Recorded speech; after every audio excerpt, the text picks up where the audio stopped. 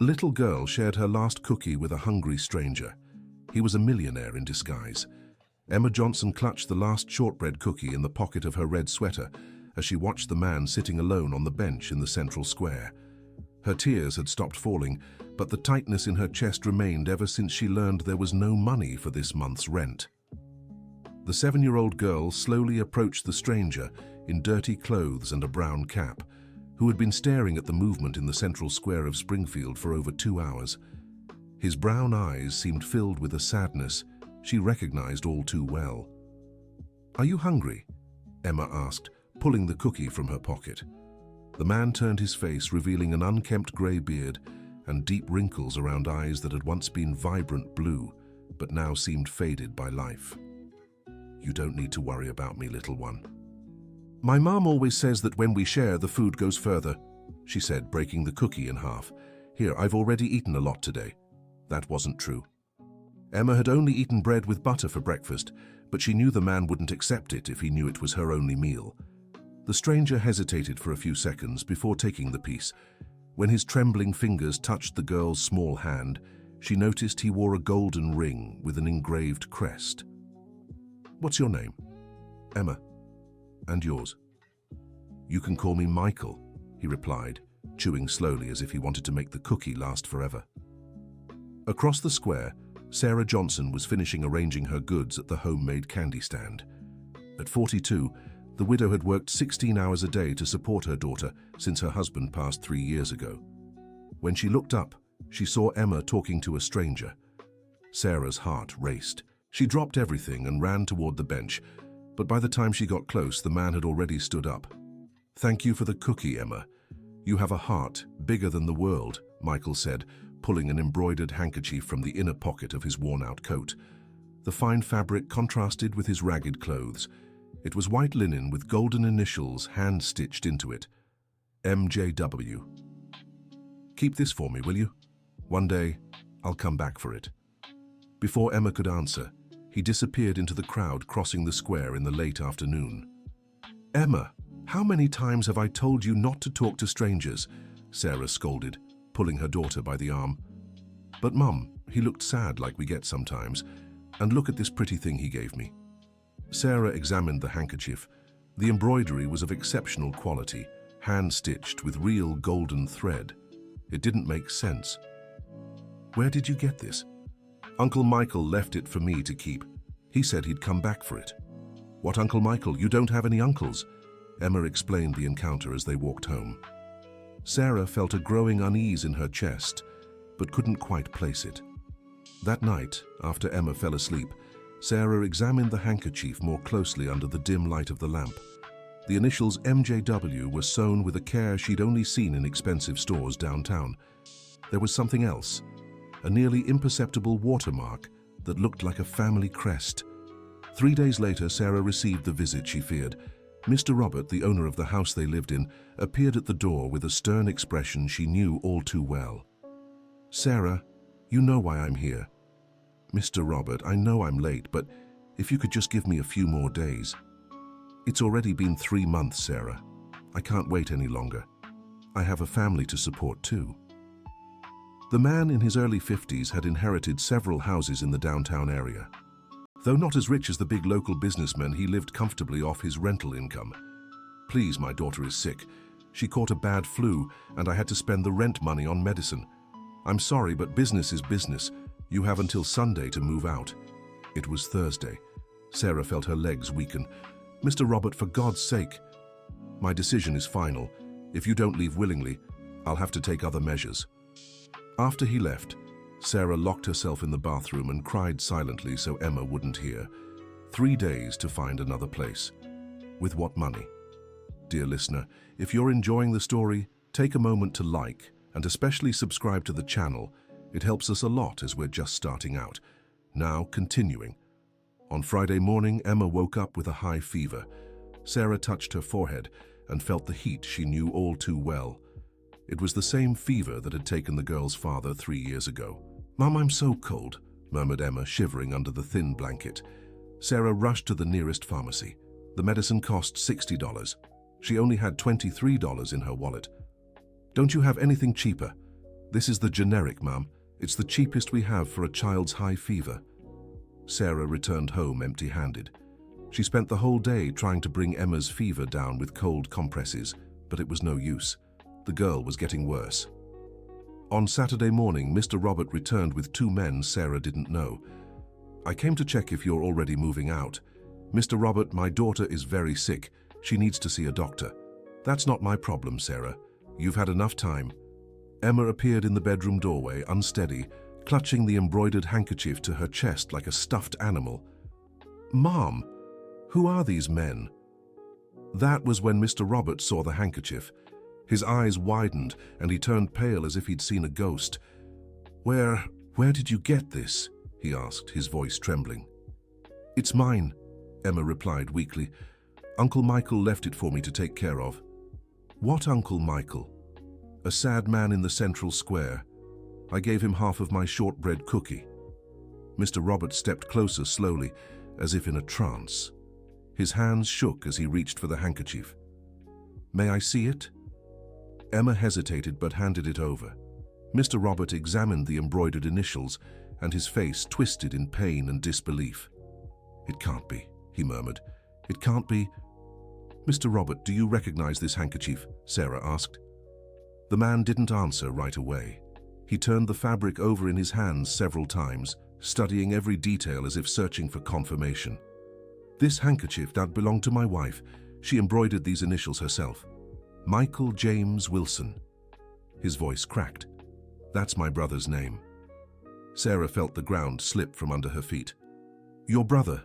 We had a fight 15 years ago.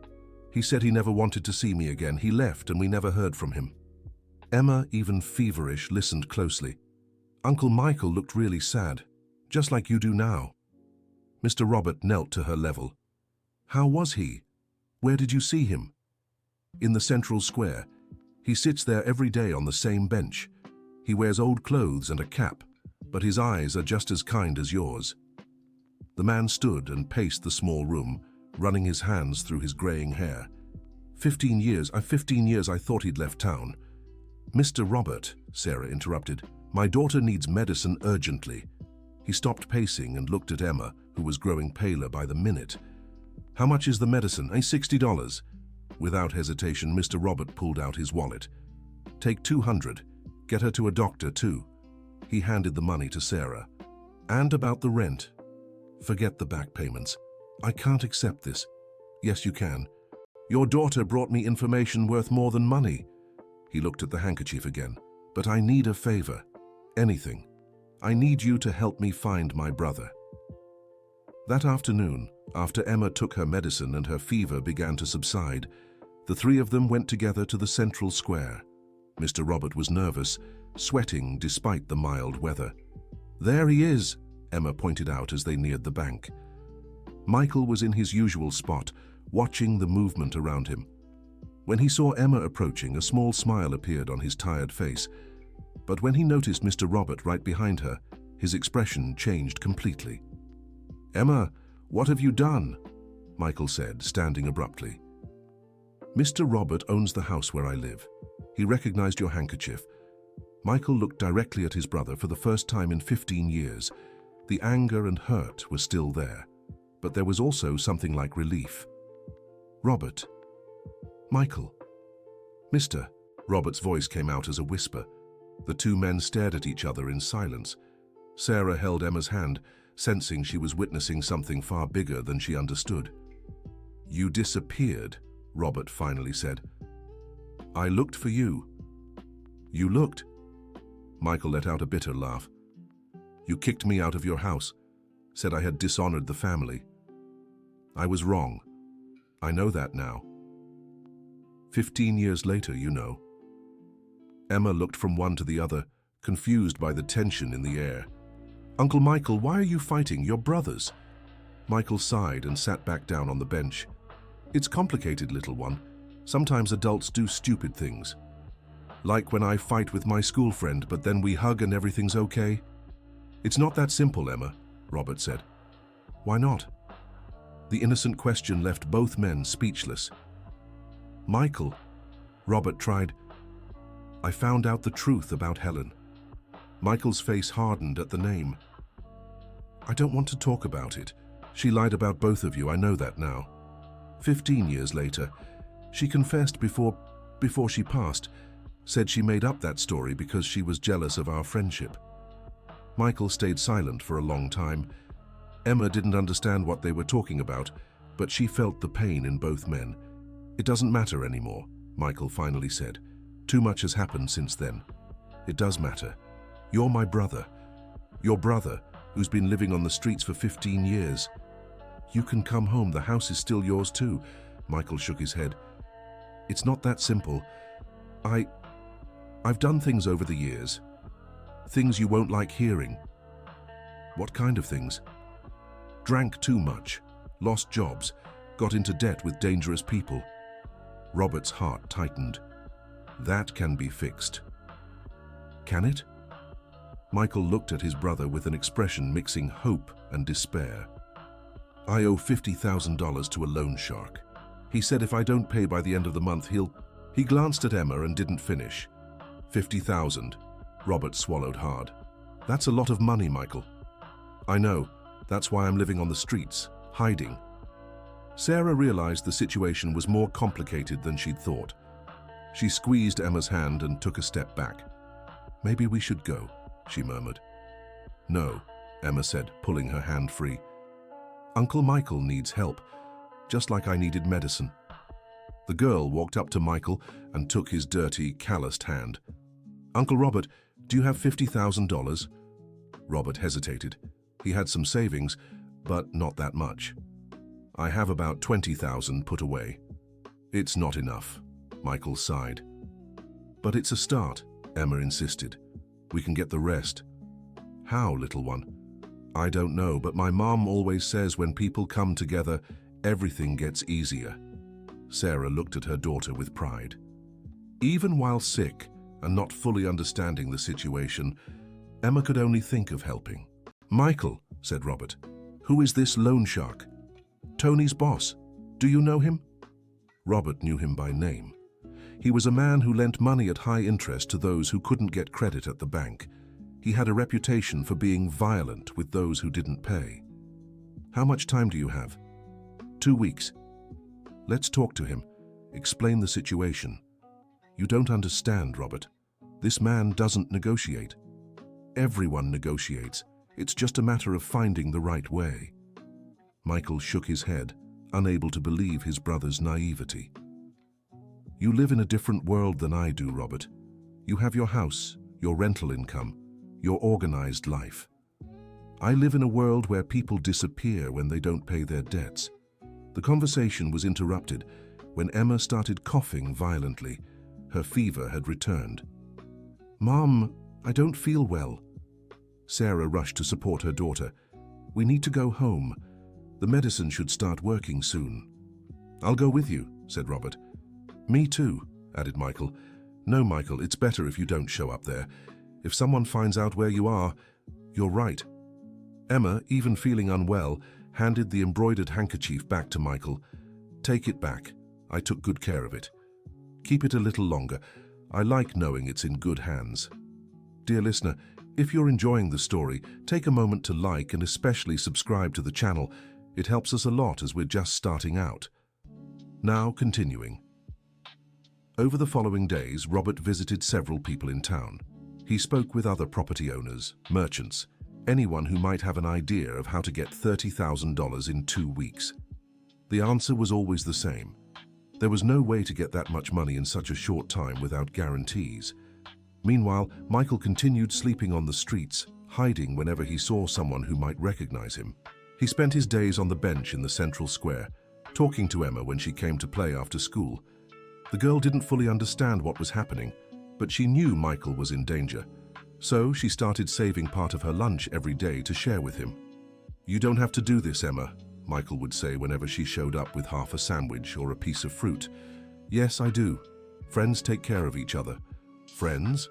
Of course. You're my friend, and friends don't let friends go hungry. Those daily conversations became the highlight of Michael's day. For the first time in years, he felt important to someone. A week after the brothers' reunion, Sarah received an unexpected visitor at her homemade candy stand.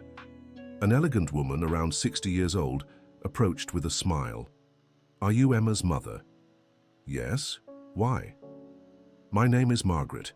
I own the bakery on Main Street. I've heard you make delicious sweets." Sarah was surprised. Margaret's bakery was the most famous in town.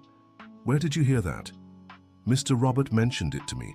He said you're an excellent candy maker and that you're going through some difficulties. He shouldn't have talked about my personal life." "Don't worry, dear. It wasn't meant maliciously. In fact, I have a proposal for you." Margaret explained that she needed someone to help at the bakery. Business had picked up, and she couldn't handle it alone. "I can pay $2,000 a month, plus a sales commission." Sarah couldn't believe what she was hearing. It was much more than she made at the stand. "But I've never worked in a real bakery." "It doesn't matter. Mr. Robert brought me a shortbread cookie you made. It was the best I've ever tasted." "When could I start?" "Tomorrow, if you'd like." That night, Sarah shared the news with Emma, who was overjoyed. "Now we can help Uncle Michael." "What do you mean?" "With the new money, we could lend it to him to pay the bad man." Sarah smiled at her daughter's innocence, but she knew $2,000 wouldn't solve Michael's problem.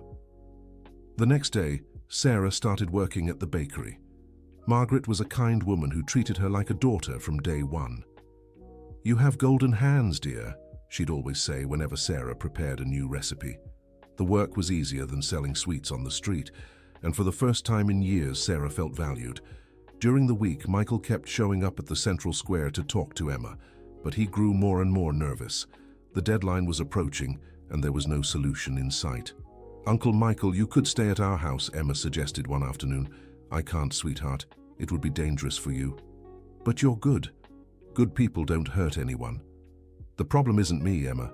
It's the people looking for me." "Can't Uncle Robert talk to them?" "We already tried. They don't want to talk." In truth, Robert had tried reaching out to the loan shark, but the answer was always the same. Money or consequences. Nothing to discuss. That Friday, exactly 1 week before the deadline, something happened that changed everything. Emma was in the square talking to Michael when two men approached the bench. She didn't know them, but she noticed Michael turned very pale when he saw them. "Michael Wilson, that's me. The boss wants to talk to you. Here, now."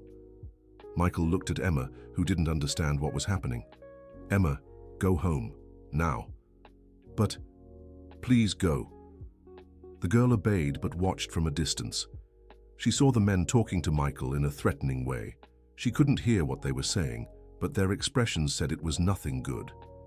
After a few minutes, the men left, and Michael sat alone on the bench, his head in his hands. Emma ran home and told Sarah everything, who immediately called Robert. "They found Michael," she said on the phone. "What do you mean?" "Two men showed up in the square. Emma saw it all." "I'm on my way." When Robert got to the square, he found Michael still sitting on the bench, but now he looked different. There was a look of defeat on his face that his brother had never seen before. "What did they say?" "That if I don't pay by Monday, they'll start collecting from other people." "What other people?" "You, Sarah, Emma." Robert felt his blood run cold. "They can't do that. They have nothing to do with my debt. They don't care. They know you care about these people, so they'll use them to pressure me. That's blackmail. It's reality, Robert. I tried to warn you. You don't understand how this world works." The two brothers sat in silence for a few minutes. Robert ran through every possibility, but none seemed viable. "What if you leave town?" "Where to? With what money? And even if I could leave, they'd come after you all the same." "Then let's go to the police." "And say what? That a loan shark is collecting a debt I actually owe? The only thing they'll do is arrest me for petty crime." Robert realized he was being naive. Michael's world was truly different from his. There has to be a solution. There is. $50,000 by Monday. "Michael, have you thought about asking others for help? Old friends, co-workers?" "Robert, I spent 15 years on the streets. You think I kept in touch with anyone? But before that, you worked. You had a life." Michael was quiet for a moment. "I worked at a construction company. I was a foreman." "And your old bosses?" The company went bankrupt 10 years ago. And your co-workers? Scattered. Everyone went their own way. Robert felt like he was running out of options. Michael, tell me something. How did you manage to get into debt with $50,000? Michael sighed deeply. It started small. $1,000 to buy drinks when I was depressed. Then another $1,000 to pay off the first loan. Then more and more. The interest kept piling up, and before I knew it, I owed a fortune. And you never thought to stop? I did. But when you're at rock bottom, it feels like the only way out is to keep digging. That night, Robert talked to Sarah about the situation. They were at her place after Emma had fallen asleep. How much do you have in savings again? Sarah asked. 22,000, but it's not enough. What if we sold something? Like what?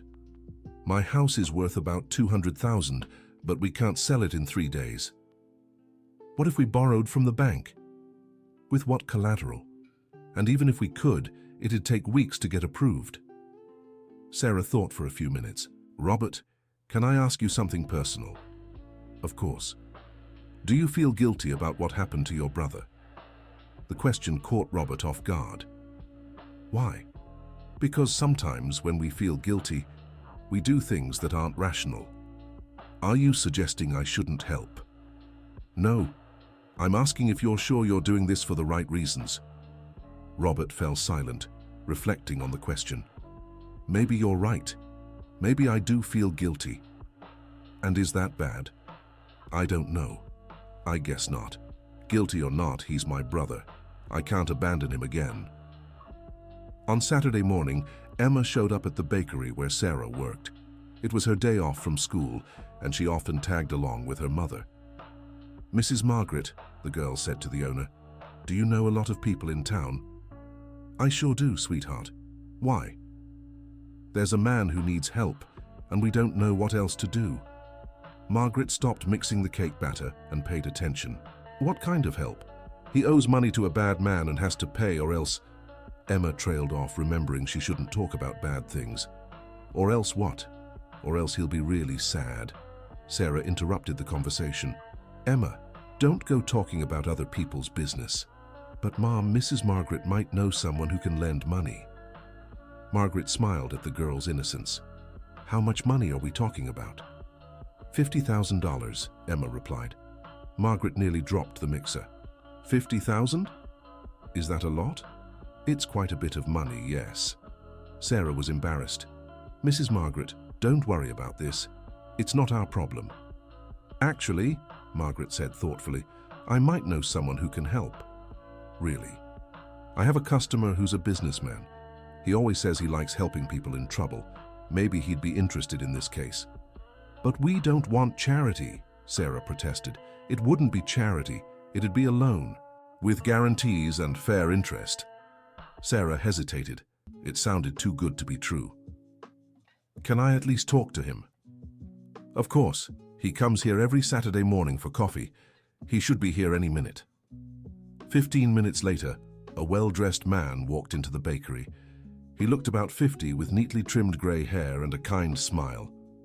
Good morning, Margaret. The usual coffee. Good morning, Richard. Actually, I wanted to introduce you to someone. This is Sarah, my new employee. And this is her daughter, Emma. Nice to meet you.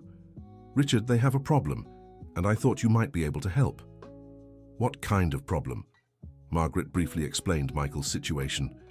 Richard listened carefully, asking a few pointed questions. And this man is related to you? He's our landlord's brother, Sarah explained. A very good man who's been helping us. How long do they have to pay? Until Monday. That's very little time to evaluate a loan. Sarah's heart sank.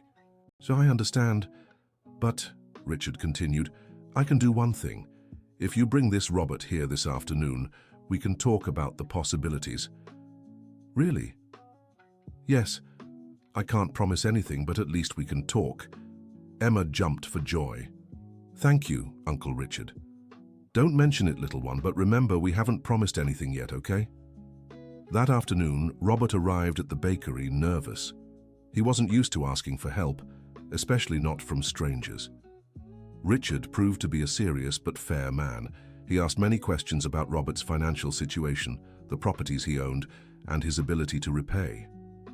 "Mr. Richard," Robert said after answering all the questions, "I'll be honest with you, I don't know if I can pay back $50,000 quickly. How much time would you need?"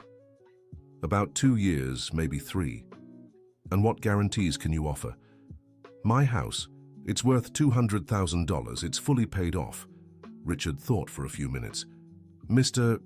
Robert, I'll make you an offer. I can lend you the $50,000 with your house as collateral, 2% monthly interest, 3 years to repay." Robert did the math quickly. It was much better than he'd expected. "And when could you make the money available?" "Today, if needed." "How?" "I have a business account. I can transfer it today." Robert couldn't believe what he was hearing. "Why are you doing this? You don't even know me." "Margaret told me about your family, about the little girl who shared a cookie with her brother, about you trying to help him." Richard smiled.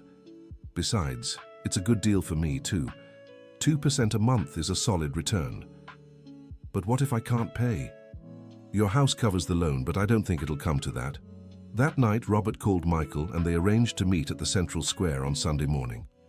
"I got the money," Robert said as soon as he sat on the bench beside his brother. Michael couldn't believe it. "How? A businessman lent it to me. $50,000. With what collateral?" "My house." Michael turned pale. "Robert, you shouldn't have done that. What if I can't pay you back?" "We'll worry about that later. First, let's settle things with the loan shark." "No, Robert, I won't let you risk your house for me." "It's already done." "Then undo it." "I can't. I already signed the contract."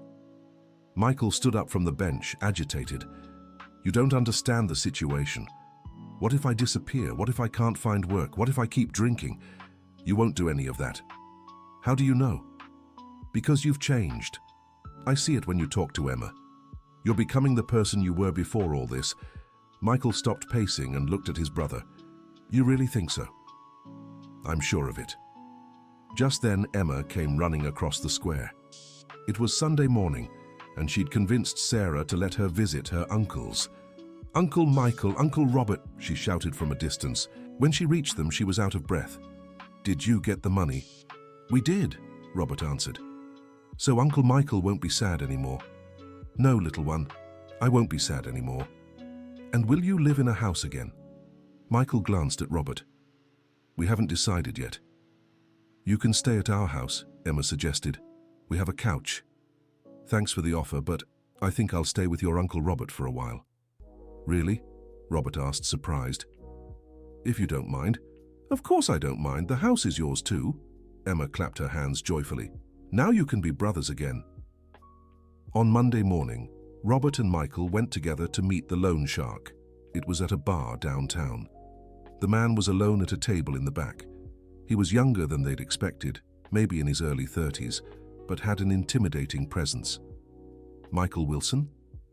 "It's me." "Did you bring the money?" "I did."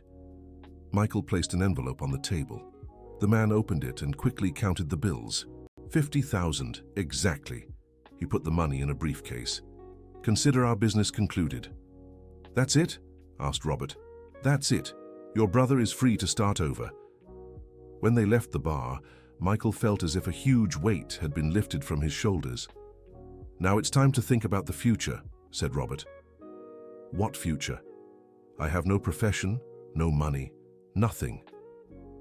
"Yes, you do. You have 15 years of experience in construction.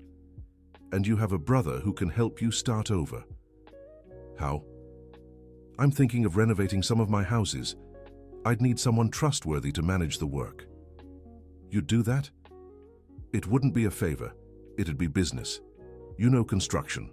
I have houses that need renovating. Perfect partnership." Dear listener, if you're enjoying the story, take a moment to like and especially subscribe to the channel. It helps us a lot as we're just starting out. Now, continuing.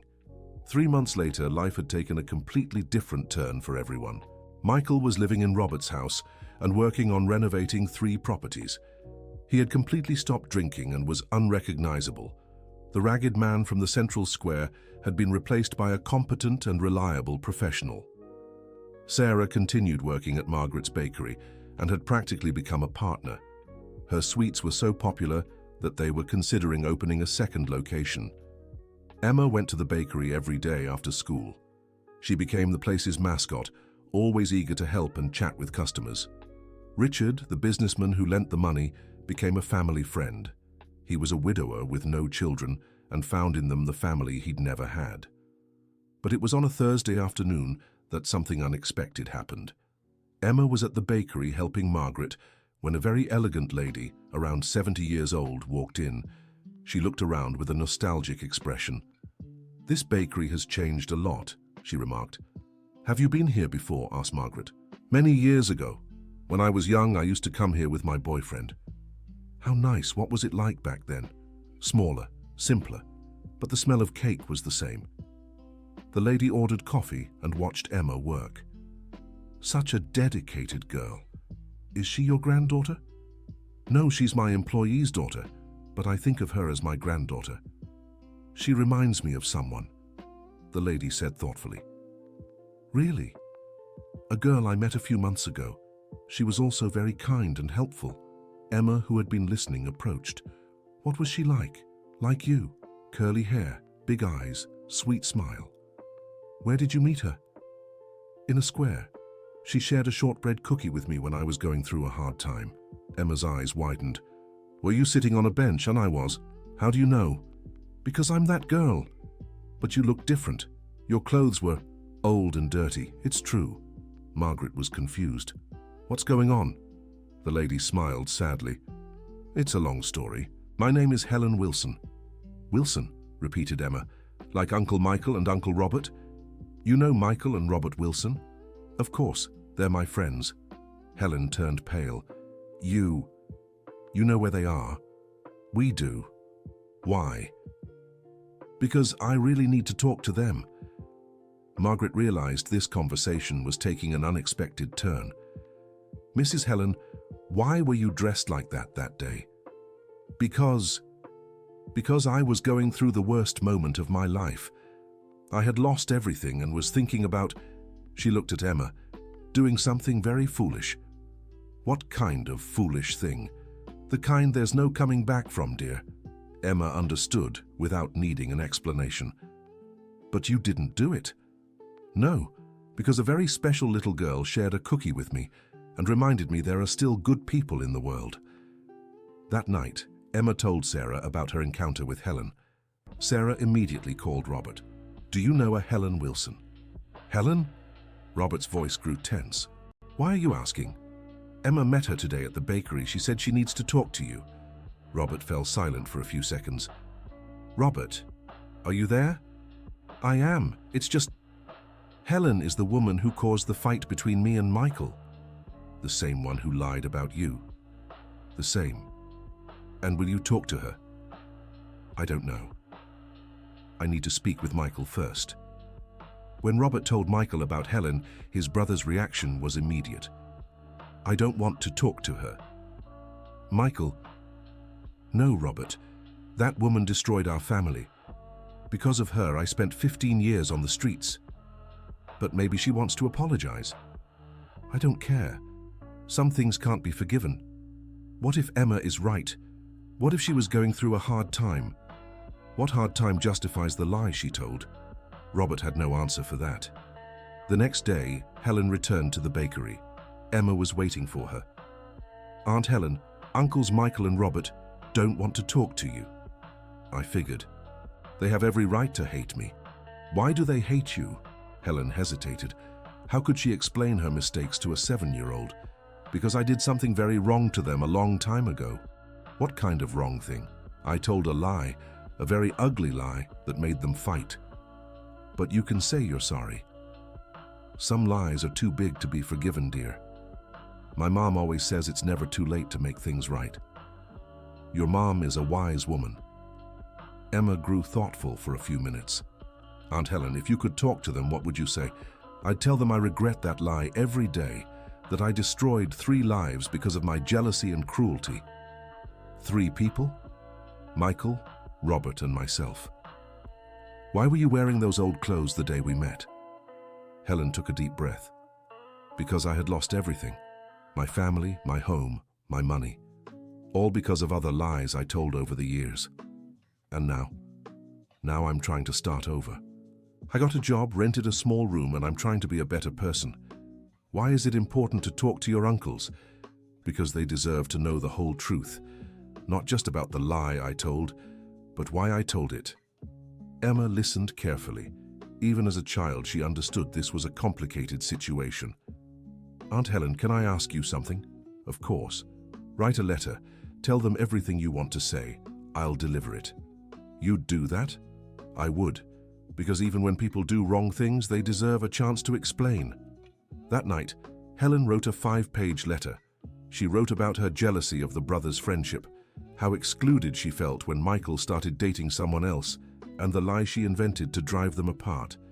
But most of all, she wrote about the consequences, how that lie turned her into a bitter, lonely person, how she spent years telling more lies to justify the first, how she lost friends, jobs, and relationships. And she wrote about that day in the central square, when she was ready to end it all, and how a simple act of kindness from a child changed her mind. The next day, Emma gave the letter to Robert. She asked you to read it. She said after this, she'll never bother you again. Robert took the letter, hesitated for a few seconds and tucked it into his pocket. I'll talk to your uncle, Michael. That night, the two brothers read the letter together. It was a difficult read. Helen didn't try to justify herself or soften her mistakes. She simply told the raw truth about her feelings and the consequences of her actions. When they finished reading, they sat in silence for a long time. What do you think? Asked Robert. I think she's telling the truth. And does that change anything? I don't know. It's strange to know someone hated us so much they'd destroy our family.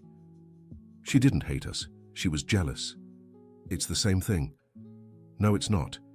Hate is when you want to hurt someone. Jealousy is when you want what they have. Michael thought about that. And what did she want that I had? The friendship you had with me. That doesn't make sense. She could have had our friendship too. Maybe she didn't realize that back then. Michael stood up and walked to the window. Robert, do you think we should talk to her? I think that's your decision.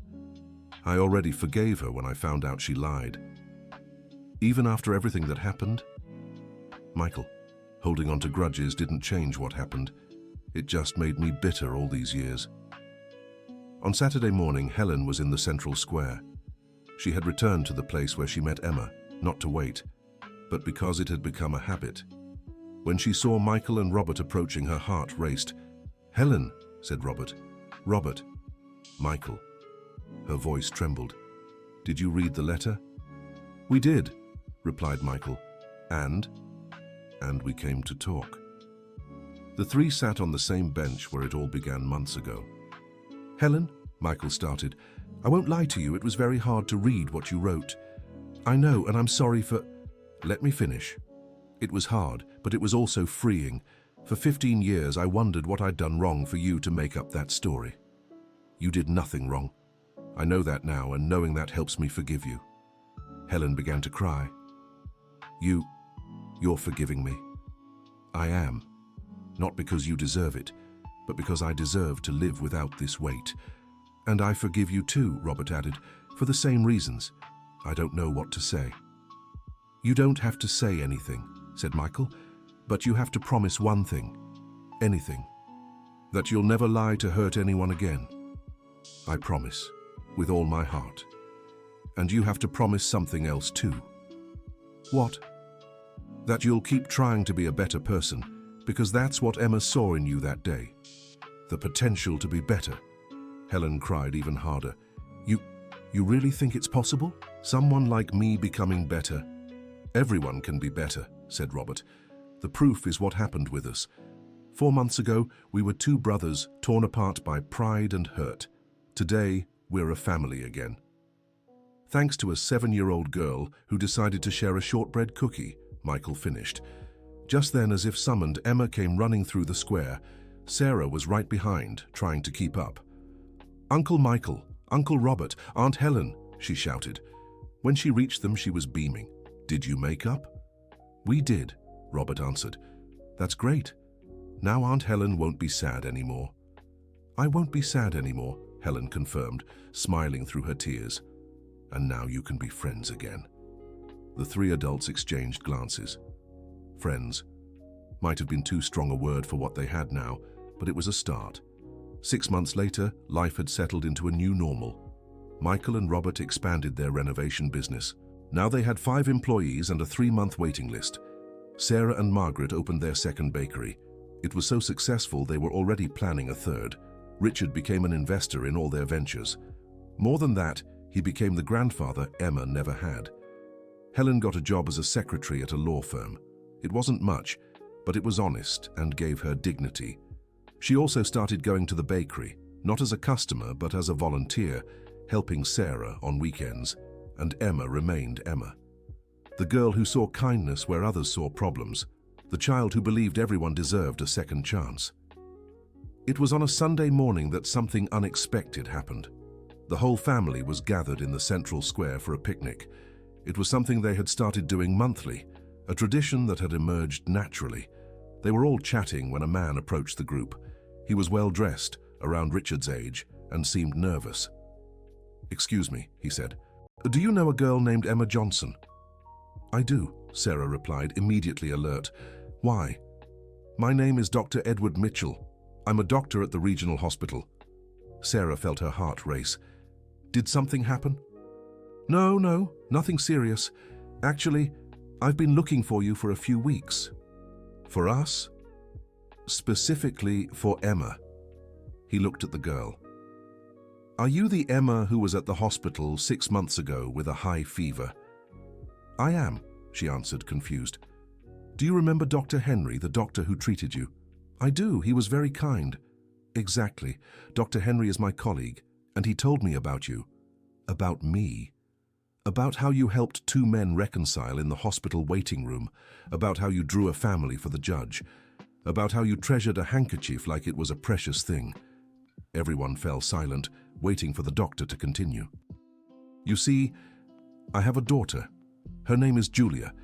She's 8 years old." "Almost my age," Emma said. "That's right. And she's been in the hospital for 3 months. Why? She has a blood disorder. It's not," he glanced at the adults, "not life-threatening, but the treatment is long and she's very discouraged." "What kind of discouraged?" "She doesn't talk to anyone, doesn't want to play, just lies there staring at the ceiling." "How sad. That's why I came looking for you. Dr. Henry said you have a special talent for making people feel better." Emma looked at Sarah. "Mom, can I go visit Julia?" "Sweetheart, I don't know if—" "Please," the doctor insisted. "The hospital psychologists have tried everything. Maybe a child her age can do what we haven't been able to." "What kind of disorder does she have?" Robert asked. "Sickle cell anemia. It's not contagious, but it's painful, and the treatment is long." "And what's the prognosis?" "Good. With proper treatment, she can live a normal life. The problem is she's not cooperating." "What do you mean?" "She doesn't take her medicine properly, doesn't eat, doesn't do the exercises the physical therapists recommend. She's basically given up." Richard, who had been quiet until then, spoke up. "Dr. Edward, may I ask, why do you think Emma can help?" "Because Dr. Henry said she has a gift for seeing people as they truly are, for looking beyond problems and finding hope." "And you believe that?" "Doctor, I've tried everything. Psychiatric medication, therapy, toys, games, drawings. Nothing works. I'm willing to try anything." Sarah looked at Emma. "Honey, do you want to try to help Julia?" "I do, but I don't know how." "You don't need to know how," Helen said. "You just need to be yourself." The next day, Emma went to the hospital accompanied by Sarah. Dr. Edward was waiting for them at reception. "Julia is in room 203. She knows you're coming to visit, but she hasn't reacted at all." "Has she said anything?" "Nothing. She hasn't spoken to anyone in 2 weeks." When they entered the room, Emma saw a curly-haired girl lying on the bed, staring fixedly at the window. She was thin and pale, but her eyes were large and expressive. "Hi, Julia. My name is Emma." The girl didn't respond or look at her.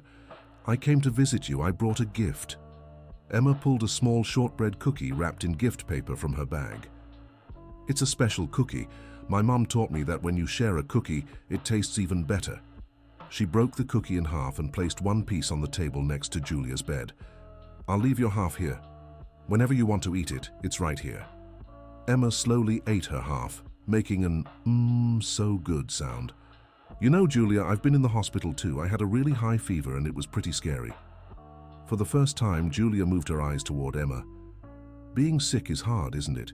You feel scared and angry. Julia kept looking but said nothing. Do you want to know what helped me get better? No response. It was thinking about the people who care about me. My mom, my uncles, my friends. When I thought about them, the pain felt smaller. Emma stepped closer to the bed. Do you have people who care about you? A small nod. Who? Julia whispered something so softly Emma couldn't hear. Can you say that again? My dad, Julia murmured. Oh, your daddy. He must love you very much. He gets sad when he sees me like this. And you get sad seeing him sad? Julia nodded. You know what we can do? We can try to get better so he won't be sad. But it hurts so much. I know. But when you have people who love you, it's easier to bear the pain. Emma sat in the chair beside the bed. Do you want me to tell you a story? Julia nodded again. It's the story of two brothers who fought and were apart for a long time. For an hour, Emma told Julia the whole story of Michael and Robert, of Helen and how they made peace. And do you know the lesson of the story? Emma asked at the end. What? That even when things seem impossible, there's always hope. There's always a way to get better. Do you think I'll get better? I'm sure of it. But you have to help the doctors. You have to take your medicine, eat and do the exercises. It's hard. I know. But when it's hard, you remember your dad and how happy he is when you get better. Julia was thoughtful for a few minutes. Emma. Yes? Can I eat the cookie now? Of course. Julia picked up the piece of cookie and ate it slowly. It really is good. See? Shared cookies always taste better. From that day on, Emma visited Julia 3 times a week. She always brought something. A drawing, a cookie, a flower, a story. And gradually Julia began to improve, not just physically, but emotionally too. 2 weeks after the first visit, she was sitting up in bed when Emma arrived. Emma, I took all my medicine today. That's wonderful. How are you feeling? Better. It still hurts sometimes, but I'm trying to be strong like you said. You are strong, Julia. Much stronger than you think. A month later, Julia was discharged from the hospital. On the day she left, she made sure to say goodbye to Emma in person. Thank you for helping me get better. I didn't do anything. You were the brave one who decided to get better. But you reminded me I had reasons to get better. The two girls hugged. It was the embrace of two children who had learned that even in the hardest moments, there's always something worth fighting for. Dr. Edward was moved. Emma, I don't know how to thank you for what you did for my daughter. You don't have to thank me. Friends help each other. Even so, I want to do something for you. You can. What? Take good care of Julia. And when she's fully recovered, bring her to meet my uncles at the square. I promise. 3 months later, Julia was completely healed. She had returned to school, was playing normally, and showed no signs of the sadness that had overwhelmed her during treatment. One Saturday morning, Dr. Edward took her to meet Emma's family at the central square. So, you're the famous Julia, said Michael when introductions were made. And you're the uncles who fought and then made up? That's us. Emma told me your story 1,000,000 times. And what did you think? I think you're lucky to have a friend like Emma. We really are, Robert agreed. Julia fit into the group naturally. She was a smart, talkative girl who perfectly complemented Emma's more reserved personality. During the picnic, Dr. Edward talked with Richard about investments. Helen helped Sarah organize the sweets. Michael and Robert taught the girls how to play dominoes. It was a perfect family scene, a family formed not by blood, but by choice, by a shortbread cookie shared in a moment of need. As the sun began to set, Everyone gathered on the bench where it all began. "Emma," said Richard, "do you know you've changed the lives of everyone here?" "I didn't do anything special." "Yes, you did. You did the most special thing in the world. You shared what you had with someone who needed it. My mum always taught me that when you share, there's more left over. Your mum is a very wise woman," said Helen. "And you're a very special girl," added Dr. Edward. "Everyone is special," Emma replied. "Sometimes we just need someone to remind us of that." Michael stood up and walked over to her. "Emma, I want to give you something back." He pulled the embroidered handkerchief she had cared for so long out of his pocket. "Now you can keep it forever. It's yours." "Really? Really? Because you took better care of it than I ever could." Emma held the handkerchief to her chest. "I'll keep it forever. To remember the day I met my first friend at the square. And I'll always remember the best cookie I ever had," said Michael. That night, after everyone had gone home, Sarah tucked Emma into bed. "Mom," the girl said before closing her eyes, "do you think there are still sad people at the square?" "Maybe, sweetheart. Why?" "Because tomorrow, I'm taking more cookies to share with anyone who needs them." Sarah smiled and kissed her daughter's forehead. "You're never going to change, are you?" "Why would I? I like sharing cookies. And I like you exactly the way you are." End of story. Now tell us what you thought of this story and where you're following us from. If you have a similar experience to share, leave us a heartfelt comment. Do you believe small gestures can change lives? We'd love to hear your thoughts. Thank you so much for being here. Don't forget to like this, and most importantly, subscribe to the channel so you don't miss other touching stories.